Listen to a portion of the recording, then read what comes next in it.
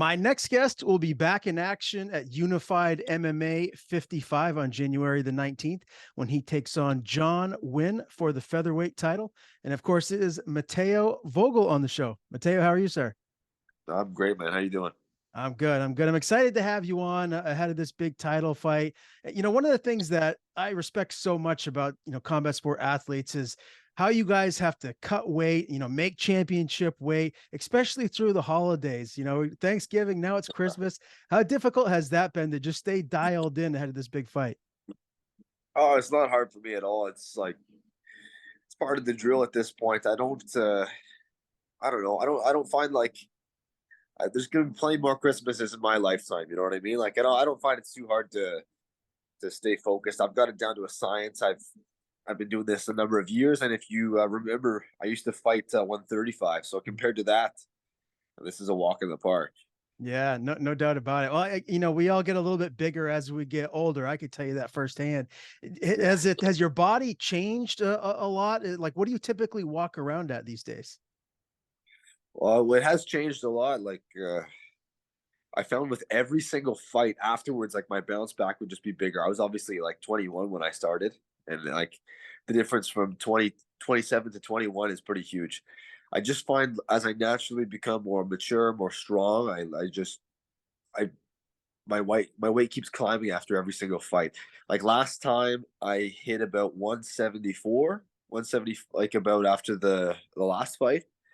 I don't go too high though. I don't like I'm just getting to the point where like 135, that window really started getting out of my reach, you know?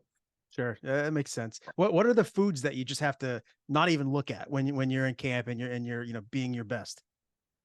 Oh, I don't know, brother. Probably pizza, man. Probably pizza to be honest with you. Yeah, it's hard because look, I'm sponsored by Willie's Pizza as well, so that's like the hard part too. Yeah, But yeah, pizza's the number one answer. That would be for me as well. I've never had Willie's Pizza. What is it like? it's super cheesy. It's my favorite spot here in the city. But yeah, so it's I'm lucky to have them as a sponsor. Yeah, that's the post-fight meal, right? You go to Willie's and have some That's pie. that's that's the go-to, brother. Yeah, that's it. See, that's smart. You get a sponsor that you can really take the benefits from. That's right, man. Yeah. So it's a win-win in that way, right? Very good. Yes, no doubt about it, my man. Obviously, I wanted to talk to you a little bit about, we saw you at Contender Series in August. That fight didn't go your way, and UD lost there. What's the big takeaways from that one? And I know you've signed this multi-fight deal now with Unified MMA. Like, where's your head at as far as these next goals for the next year or so? I take things one step at a time all the time. I don't like to plan too far ahead. I just know if my vision is the right way, I'm going to end up where I want to be. But yeah, I take things step by step.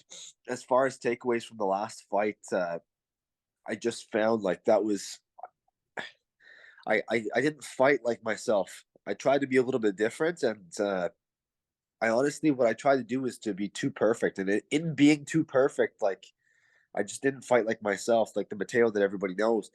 Uh, the success I've had has been just me fighting like an absolute dog and dragging people to the trenches and dragging people deep and just being a real savage in the octagon. You know what I mean? So uh, I think it was a bit of a maturing experience in that by me trying to fight that way, it just I didn't quite perform like myself. And I'm really looking forward to this chance at redemption and to really, you know, show what I'm made of to Dana White and really prove that I do belong like with the best of the best in the world. Did you get a chance to talk to Dana post-fight? Like, did you get any words of encouragement?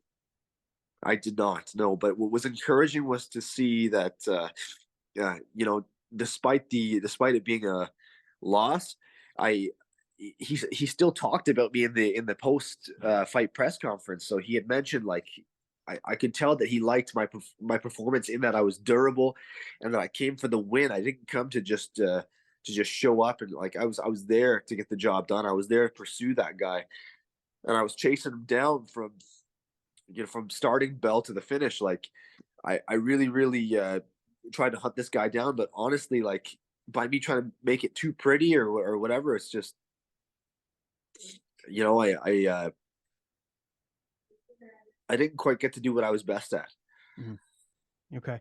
You know, you hear some people talk about the bright lights of the UFC, like the octagon nerves and all that. Was it different? Did you feel that at all? A little bit, like a little bit. Like once I'm in the octagon, everything is out the window. But leading up to it, like before, what's so cool is just to be in this building and then all these rooms that I've only ever seen on TV and talk to all these people that you've only ever talked to on TV. So that part was cool.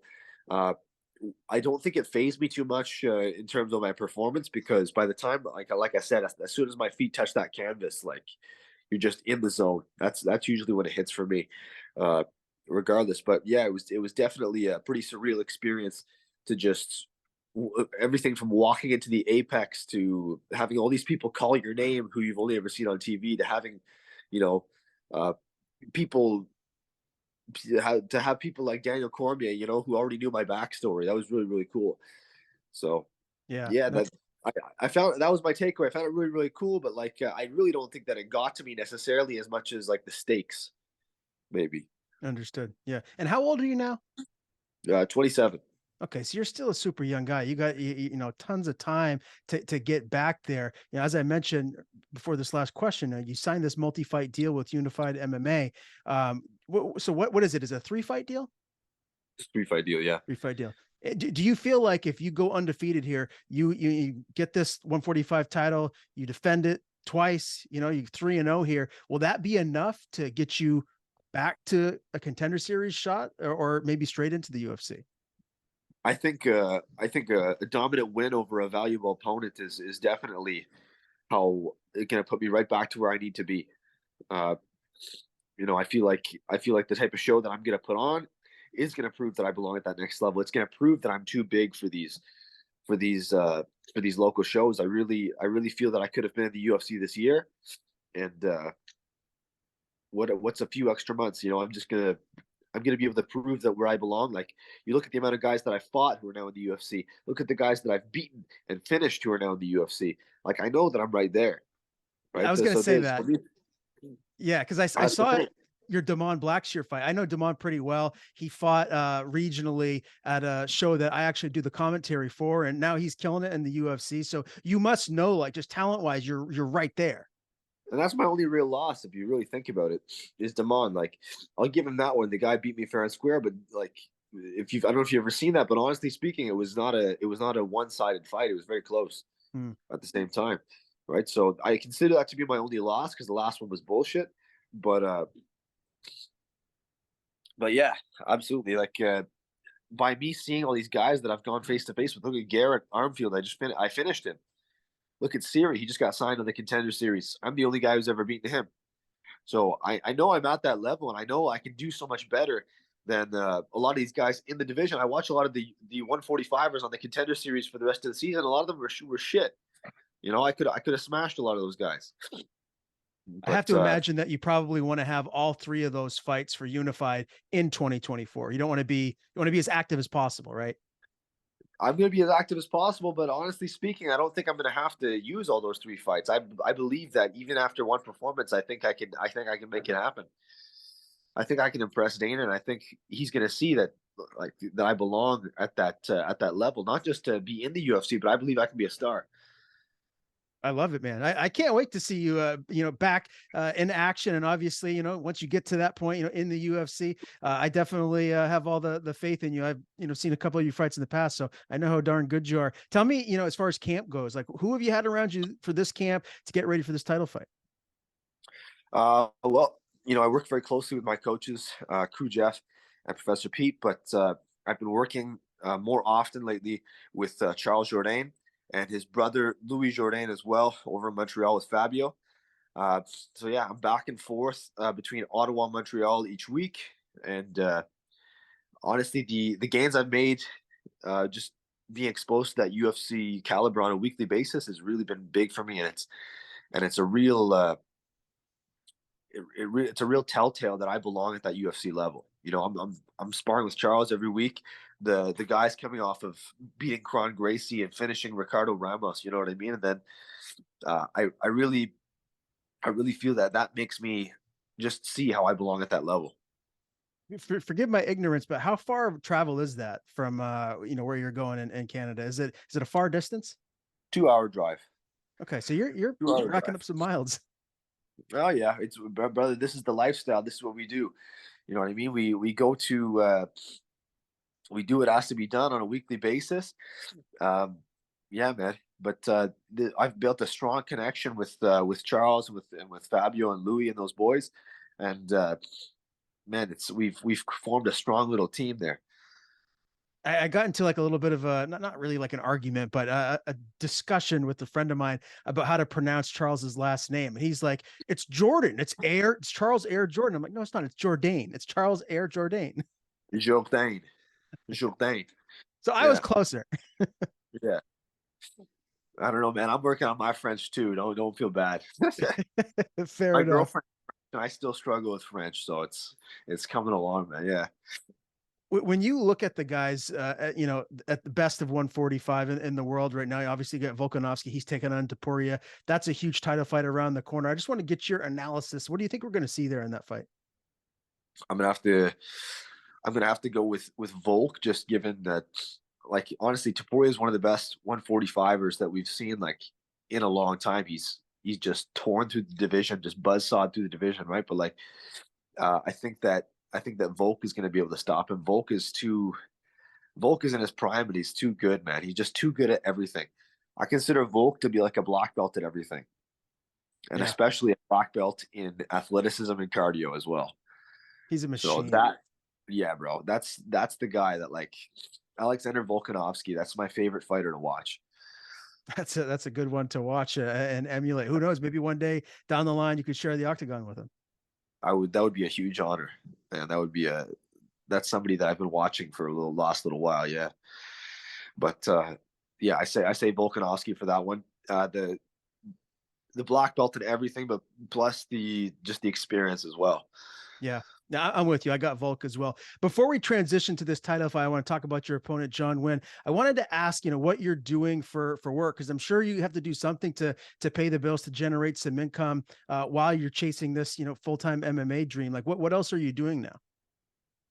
Well, I teach classes at the gym, so I'm a black belt under Professor Peter Fazekas, and I teach classes at our gym, 613 Fight Factory. So basically, I'm living the gym life, man. Like, my work is at the gym. I do a shift, I teach some classes, and then I'm right there ready to train. All right, So makes we're day in, day out martial arts lifestyle, brother. I've been doing that since I was 17 years old. Just I've been teaching since 17. I started training jujitsu when I was 14, so I've just been in the gym for the past, what is that, 13 years. so this is your lifestyle, day in, day out. You're around it all the time. Like a monk, brother. I love it, man. Us talk about your opponent, shall we? John Nguyen. He's 6-3. I see, four of his wins are, by TKO. So he's got some power there. What do you think when you look at his style? What are we going to see in this matchup? John's got a really pretty style. He's got a really nice, like, Muay Thai style. Got good hands, good vision. Um, honestly, I like. He was able to actually wrestle pretty well when he fought Tom O'Connor. But I believe that is, I think we're at the level now where we're no longer like specialists. Like, we're obviously able to do everything, but I feel like my X factor in this is going to be like the pressure that I can put on. You know, uh, a lot of people underestimate my stand up, my striking, and I think they did that going into the Kwamba fight. But if you look at that, I outstruck Kwamba technically. I outstruck the pro boxer. I've outstruck a lot of guys that people thought were going to be better than me. Right. So at the same time, I'm not sleeping on Nguyen, but what I'm saying is he better not sleep on me as well. Were you impressed? He won the belt in September. Were you impressed by that performance? Against Tambo, Yeah. that was a bit of a weird fight. I don't really go based on that performance. I don't know what happened in that one. Like, uh, uh, Hamo, like, yeah, I'd say more that, like, we got to see more of his skills on display when he fought Tom O'Connor. Hmm. Is what I'd say. That I'm basing it more off of that stuff. But at the same time, like I've said in the past, bro, like, I watch footage, yeah, but I don't go in there setting a ton of expectations about my opponent because it's been many a times uh, I've gone in there thinking the opponent was going to do X, Y, Z, and they don't. You know what I mean? So like, yeah, watching footage, game plan is great, but at the end of the day, I'm focused on my work. I'm focused on what I'm going to do, and all respect to the opponent and his skill set, but I'm really just focused on my game. Without giving away like I guess your game plan, so to speak, for this fight, do you anticipate this to be a close fight? Do you think you're finishing him early, or is this fight going to go late? Like what do you think we're going to We're see gonna as far as the finish him result? early. We're gonna finish this guy early.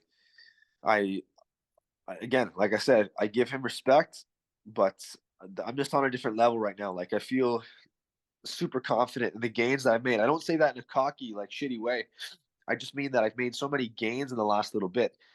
The way we're feeling right now, I'm on top of the world, man. Like I see myself finishing this before the end of the second round.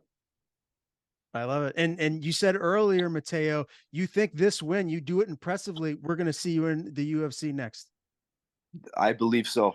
This is we're gonna make it happen, man. Like this is it's a lifetime in the making. It's more than just like a fight camp. Like this is a lot. Every fight is a lifetime in the making. I've been doing this since I was a kid, right?